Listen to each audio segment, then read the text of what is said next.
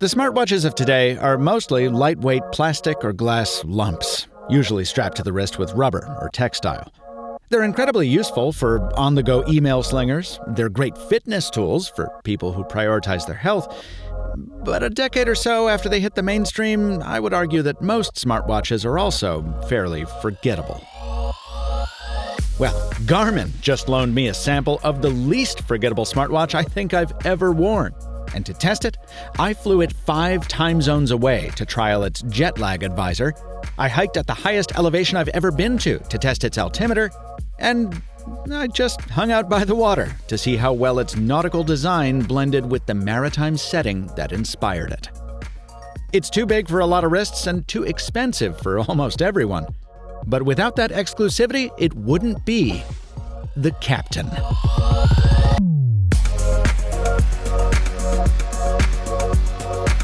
Yeah, if the $1850 sticker price on Garmin's first MARQ Captain shocked you back in 2019, the $2,200 price point on the sequel might just appall you.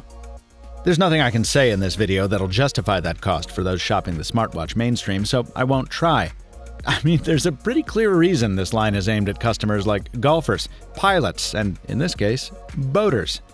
In other words, rich guys. But one of the big reasons I cover this family of watches is because it isn't a cynical cash grab. In other words, the MARQ Captain Gen 2 doesn't rely on gold plating or a luxury brand name to justify its price. If you spend the money, you get a smartwatch that looks and feels like every penny of it. The 46mm case is grade 5 titanium, which means it's alloyed with aluminum and vanadium to increase its strength and scratch resistance.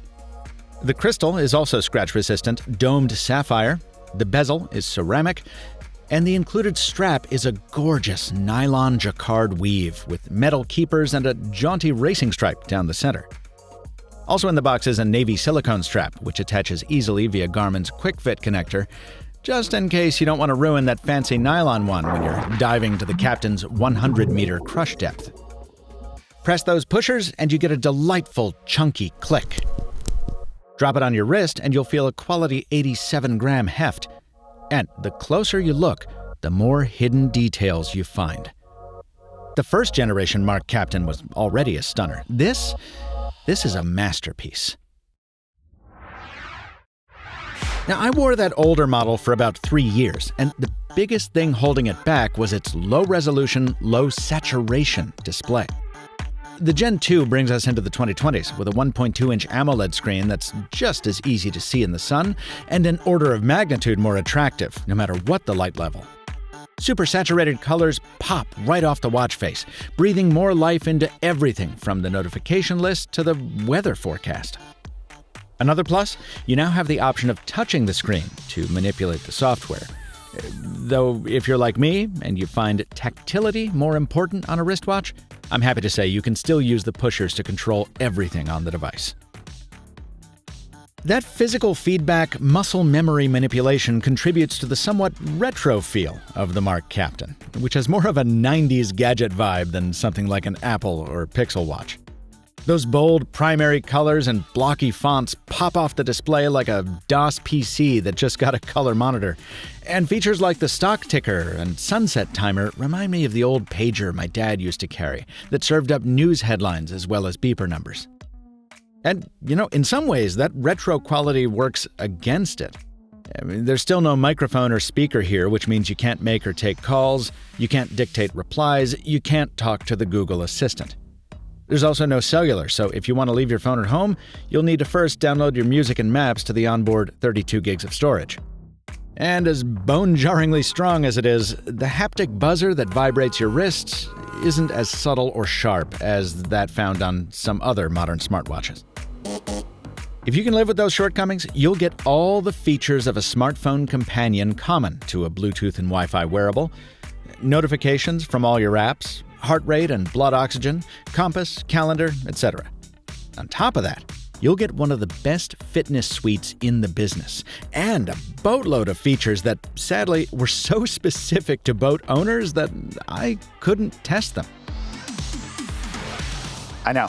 I know, wildly disappointing admission from a guy who grew up on the water and whose Twitter handle is Captain Two Phones. But unless you own a boat, it's pretty difficult to test things like the anchor alarm, or the regatta timer, or the GPS integration. And frankly, I'm not sure how many of you would find that coverage all that relevant anyway. Those hyper-specific maritime modes are echoed non-nautically on the other watches in the MARQ line. Like the Aviator has an airport database. The Adventurer comes with ski maps. The Golfer has a virtual caddy. You get it. But right below that specialty layer are features common to all of the MARQ watches, more relevant to a wider audience. Like, for example, frequent travelers. Flashback with me to my review of the Mont Blanc Summit 2. It was my first experience testing an app called Time Shifter, meant to help fight jet lag, and I liked it a lot. Well, Garmin baked a similar feature into this watch called Jet Lag Advisor, and it works very similarly. You tell it when you're flying and where, and about a day before your travel, it'll start giving you timed suggestions about how much light you should or shouldn't be getting, how much exercise to do, when to sleep, even when to drink coffee. See, the idea is to acclimate your circadian rhythm more quickly to your destination time zone and then reset you more quickly when you return home. I tested it when attending Qualcomm's Snapdragon Summit in Maui this year, 5 zones away from my Eastern time origins, and overall I found it more basic than Time Shifter, but ultimately about as useful. It certainly helped a lot on the westbound leg and a little less so on the tougher eastbound returns.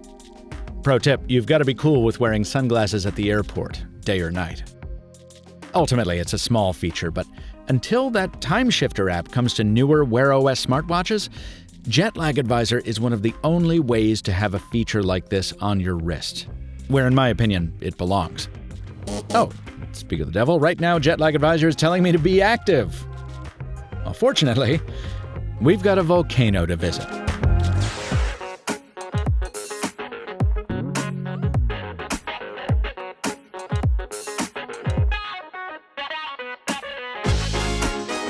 That's the built-in altimeter tracking our ascent up to the peak of Haleakala, over 10,000 feet above sea level.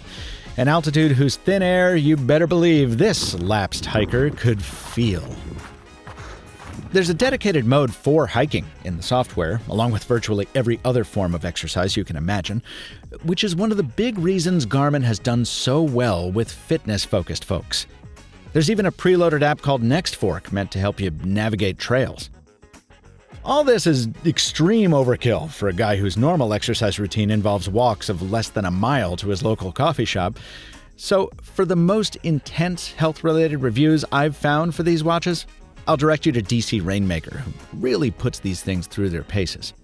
One side note, though, he actually had better luck than I did with the GPS performance. I couldn't get a firm enough fix to get my altimeter to agree with the posted elevation markings on that volcano hike. 10,285 or 10,023. I don't know who to trust, but it's over 10,000. That's what matters. And at one point, the watch kept giving me tides for El Segundo, California, when I was in the middle of New York Harbor. It's possible this was user error, but if it was a bug, it was confined to the tide and altimeter apps. Back on the hiking trails, I had a quick, clean GPS fix pretty much every time, so I don't think it's a hardware issue. And even when it comes time to recover from those expeditions, the Captain is great with sleep tracking. Every night I wore the watch to bed, and every morning I awoke to a detailed briefing on how well that sleep went. Not just charts and graphs, but also a few plain English sentences of what that data probably meant. In my case, half a planet away from home, spending my days posting about microchips, usually the watch told me I would probably feel more tired than usual, and you know what? It was right. And alongside that, every day kicked off with a morning report on my wrist, so I could quickly get a feel for the forecast and my calendar appointments without having to go find my phone. I love little quality of life features like this. Finally, the only reason that sleep tracking is useful is because you don't need to charge the battery every night. As I mentioned in my Pixel Watch review, I believe a watch should always display the time without the need for a button press or a gesture, so the first thing I did was enable the always-on display. Even so, I managed 7 days and 7 hours before the Captain threw in the towel, exceeding Garmin's estimates by over a day, If you keep the AOD turned off, the company says you should hit 16 days between top-ups. And the new magnetic charger got me from 0 to 50% in about a half hour. Not bad at all. I said I wouldn't carry water for a $2,200 smartwatch, but the good news is you don't have to pay that much if you care more about the function than the form. For months, my friend Jaime Rivera has been raving about his Garmin Epix Gen 2, the watch that serves as the underlying platform for the MARQ Gen 2. Translation? He enjoys most of the features I've just talked about and many I didn't get around to, and the Epix only cost him $799. But I'm not a fitness guy. I'm a sailor guy. And more to the point, I'm a sucker for that time when wristwatches were as ornamental as they were functional. A time when the watch you wore told people something about you other than, you have an iPhone. The MARQ series is the line that first taught me what a tool watch is. The first product that showed me I could have both a great smartwatch and a statement piece. And when I think about how beautifully that first generation Captain has aged over the 3 years I've worn it, well, I have no trouble recommending the second generation to those who have the same rare, possibly misguided, certainly privileged priorities as I. I'll say it again. This is a masterpiece. One I'll be sorry to send back. This review was produced following 10 days with a MARQ Captain Gen 2 review sample provided by Garmin and filmed at the Snapdragon Summit in Maui, for which Qualcomm provided travel and lodging. However, no manufacturer was given copy approval rights, any editorial input, or even an early preview of this video. These opinions are mine, and mine alone. Check out my other smartwatch reviews here on YouTube and at TheMrMobile on Instagram. Until next time, from Michael Fisher, thanks for watching, and stay mobile, my friends.